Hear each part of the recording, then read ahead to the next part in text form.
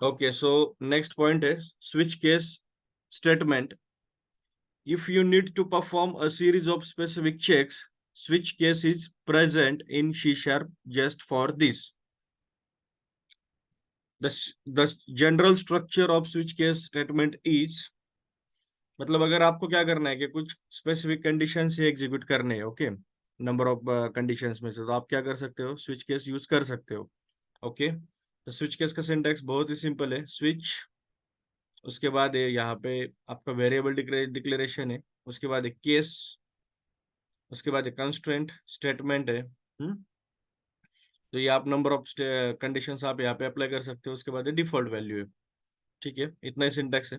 तो ये देखते हैं हम लोग प्रैक्टिकली किस तरह से वर्क होता है।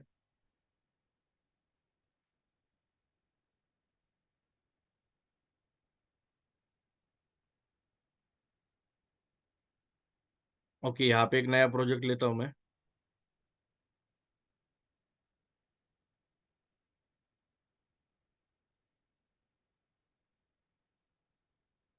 Switch case statement, okay.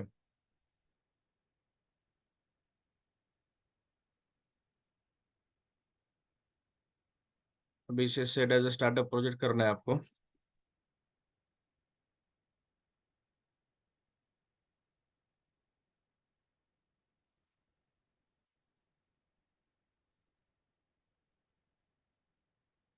एक मिनट, ये प्रोग्राम गलत ऐड हुआ मुझसे, मैं ये डिलीट करके कोई और फिर से करेक्ट लेता हूँ।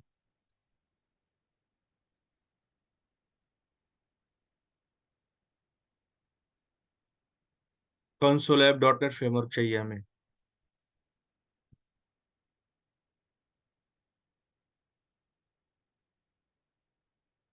स्विच केस स्टेटमेंट, जैसे राइट क्लिक करके सबसे पहले आपको set as a startup project करना है। उसके बाद स्विच केस का जो सिंटैक्स है, it is very simple, switch round bracket, उसके बाद करली ब्रैकेट, ओके। उसके बाद क्या है, case and your value and colon. For example मेरी फर्स्ट केस है केस, और अभी मैं नंबर वैल्यू ले रहा हूँ यहाँ पे, तो दिस। उसके बाद क्या है, योर कोड, उसके बाद है ब्रेक। ठीक है, फॉर एग्जांपल अभी मेरे पास एक वेरिएबल है integer I equal to 1, right, and I am passing I here as a value, मतलब मेरी ये इनपुट वैल्यू है आई। अब आई का वैल्यू क्या है, 1 है, तो ये केस में क्या होगा, स्विच केस में क्या होगा, 1 नंबर की कंडीशन एग्जीक्यूट होगी। तो मैं ऐसे नंबर ऑफ केसेस यहाँ पे ऐड कर सकता हूँ, जैसे 1 है, उसके बाद 2 है, 3 है, राइट।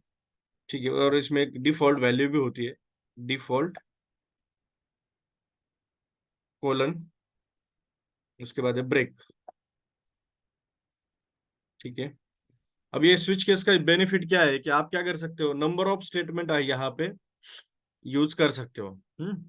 तो जैसे मेरा फर्स्ट है ये केस 1 है, तो यहाँ पे एक मैसेज डालता हूँ मैं, कंसोल डॉट राइट लाइन। जैसे एटीएम मशीन में होता है ना, आप वहां पे जाते हो तो press 1 to, sorry, press 1 to enter the amount, और प्रेस 2 टू चेक बैलेंस, वो टाइप का ही है।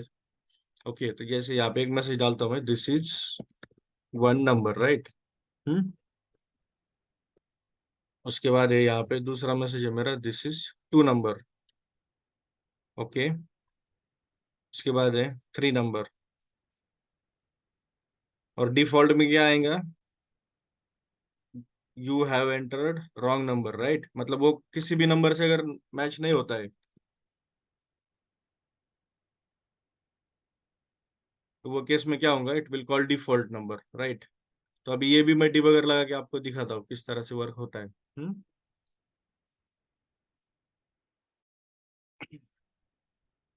तो यहाँ पे रन करना है आपको। तो सबसे पहले क्या होगा, ये वैल्यू डिफाइन होगी, आई की वैल्यू, तो आई की वैल्यू है 1, ओके। उसके बाद क्या होगा, इट विल सी के अपने पास अगर 1 नंबर की केस है या नहीं है, तो है, राइट। तो यहाँ पे मिल गई, तो इसलिए वो 1 नंबर का जो भी केस है, तो वो कंप्लीट एग्जीक्यूट होगा, और उसके बाद ब्रेक हो जाएंगे, मतलब स्टॉप हो जाएगा प्रोग्राम। ठीक है, तो अभी जो नीचे जो केसेस थे 2, 3 और डिफॉल्ट, ये सब एग्जीक्यूट हुआ ही नहीं, राइट, बिकॉज आई की वैल्यू 1 थी, इसलिए वो नहीं एग्जीक्यूट हुआ। ठीक है, अभी सेम केस है, मैं आई की वैल्यू 2 करता हूँ यहाँ पे। ठीक है,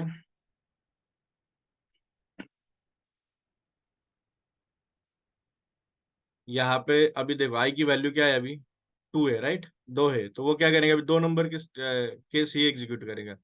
मतलब स्विच केस का बेनिफिट क्या है कि आपको अगर स्पेसिफिक केस अगर एग्जीक्यूट करना है तो you can use switch case. ठीक है, अभी अगर कोई रॉन्ग नंबर आप डालते हो तो क्या होगा, जैसे 4 नंबर है ही नहीं यहाँ पे प्रोग्राम में, राइट, 4 नंबर नहीं है, करेक्ट, तो ये केस में क्या होगा,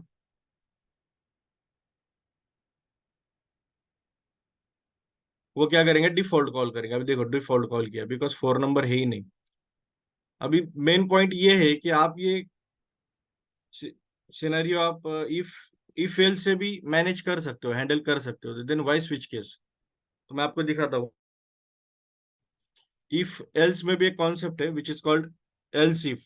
ओके, इफ में जो है तो एक सिंटैक्स है जिसको हम लोग एल्स इफ बोलते हैं। तो वो किस तरह से डिफाइन होता है, इफ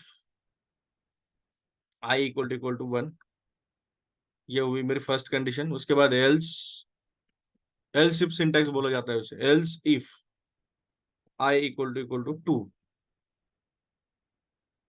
और फिर एल्स इफ 3, जो भी है ना, एल्स इफ 3 है, उसके बाद है 3, हाँ।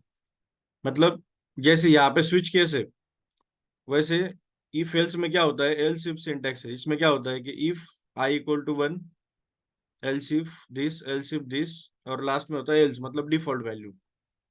अगर ये इसी में से कोई भी अगर वैल्यू मैच नहीं होती तो वो फाइनली क्या करेगा, it will execute this part. ठीक है, तो अभी ये ट्राई करके देखते हैं ये किस तरह से वर्क करता है।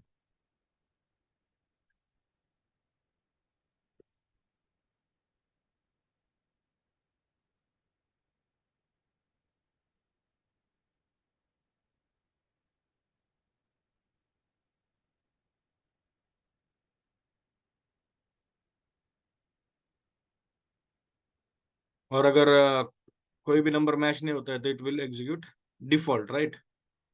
ओके, तो अभी ये ट्राई करके देखते हैं ये किस तरह से वर्क होता है।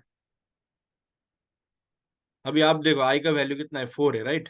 तो वो क्या करेंगे, सबसे पहले फर्स्ट कंडीशन चेक करेंगे, ये मैच नहीं हो रही तो वो सेकंड कंडीशन को जाएंगे, फिर वो थर्ड को जाएंगे। ठीक है, अभी कोई भी कंडीशन मैच नहीं हुई इसलिए वो एल्स को जाके it will execute else part, right. अभी अगर आप 1 2 करोगे तो क्या होगा,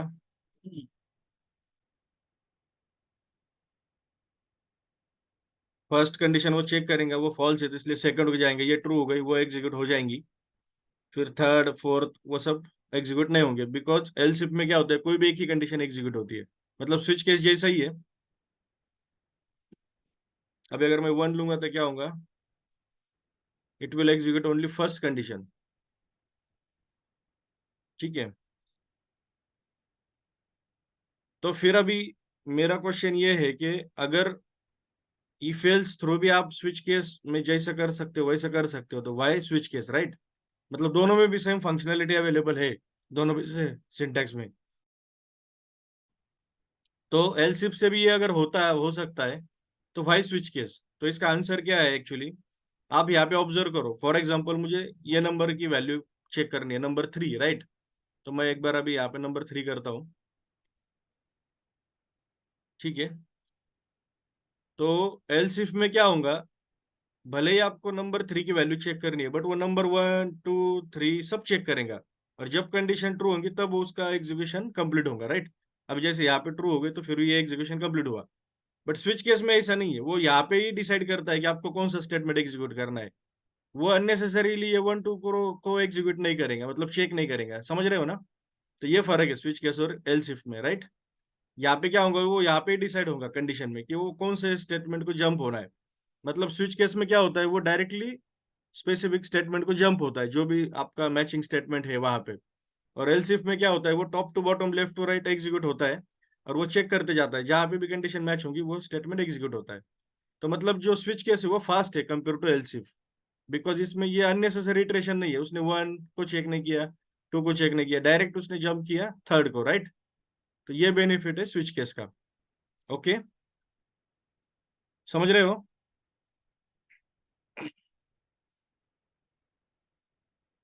तो यही डिफरेंस है मेन स्विच केस और इफ एल्स में। ठीक है,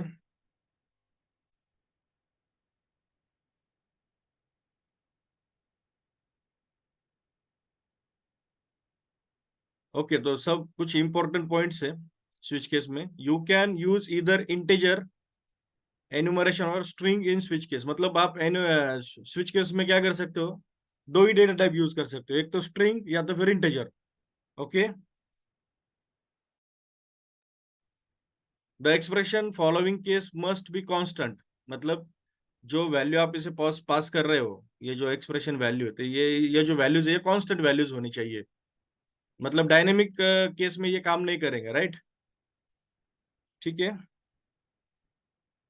a colon is used after the case statement and not the semicolon. मतलब यहाँ पे कोलन यूज होता है, तो ये सिंटैक्स का पार्ट है, ये हमेशा कोलन ही यूज होगा यहाँ पे।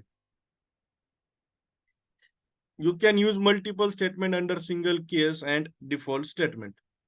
मल्टीपल स्टेटमेंट मीन्स व्हाट, मतलब आप यहाँ पे कितने भी लाइन ऐड कर सकते हो एक केस के अंदर, ऐसा कुछ नहीं है। तो इसी का मतलब है मल्टीपल स्टेटमेंट। और उसके बाद डिफॉल्ट में भी आप कितने भी लाइन ऐड कर सकते हो, मतलब नंबर ऑफ लाइन का कोड आप लिख सकते हो। ओके, तो इंटरव्यू में क्वेश्चन पूछा जाता है difference between else if and switch case. तो इसका आंसर क्या है कि एल्स इफ में क्या होता है, वो सब कंडीशन चेक करता है और जो कंडीशन ट्रू होंगी वो एग्जीक्यूट होने के बाद एल्स इफ स्किप होता है। स्विच केस में क्या होता है कि वो यही पे डिसाइड करता है शुरुआत में ही कि कौन सा स्टेटमेंट एग्जीक्यूट करना है, और उतना ही स्टेटमेंट एग्जीक्यूट होगा, बाकी वो चेक भी नहीं करेगा, राइट। दूसरा डिफरेंस क्या है कि एल्स इफ में आप कोई भी डेटा टाइप यूज कर सकते हो, बट स्विच केस में आप सिर्फ इंटेजर और स्ट्रिंग ये दो ही डेटा टाइप यूज कर सकते हैं। ओके, तो इसमें इतना ही था।